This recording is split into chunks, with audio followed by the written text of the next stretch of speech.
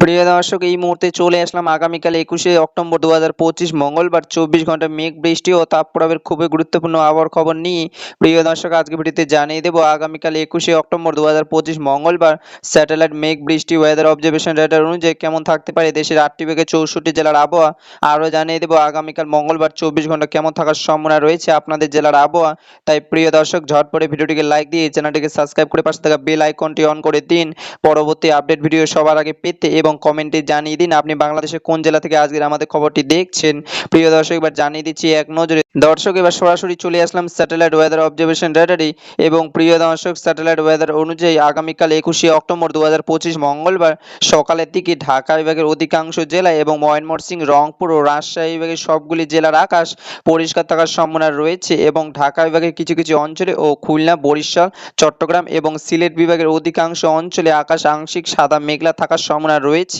তবে প্রিয় দর্শক, মঙ্গলবার সকালের দিকে কোথাও কোথাও বৃষ্টিপাতের সম্ভাবনা নেই, এবং প্রিয় দর্শক মঙ্গলবার সকালের দিকে সর্বোচ্চ তাপমাত্রা থাকার সম্ভাবনা রয়েছে বরিশাল ও চট্টগ্রাম বিভাগে 25 ডিগ্রি সেলসিয়াস এবং ঢাকা ও রাজশাহী বিভাগে 24 ডিগ্রি সেলসিয়াস, এবং প্রিয় দর্শক খুলনা, সিলেট ও রংপুর বিভাগে 23 ডিগ্রি সেলসিয়াস, এবং প্রিয় দর্শক মঙ্গলবার সকালের দিকে সর্বনিম্ন তাপমাত্রা থাকার সম্ভাবনা রয়েছে ময়মনসিংহ বিভাগের 22 ডিগ্রি সেলসিয়াস, এবং প্রিয় দর্শক আগামীকাল মঙ্গলবার দুপুরের দিকে আবহাওয়ার পরিস্থিতি দেখতে পাচ্ছি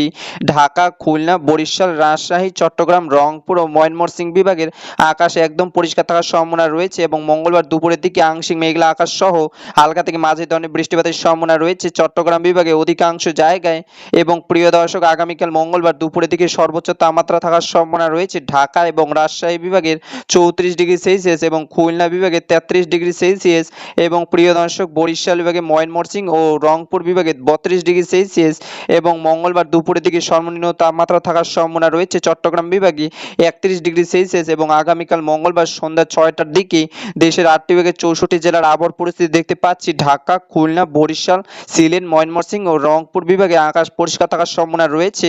এবং চট্টগ্রাম বিভাগে অধিকাংশ জেলায় আকাশ আংশিক মেঘলা থাকার সম্ভাবনা রয়েছে,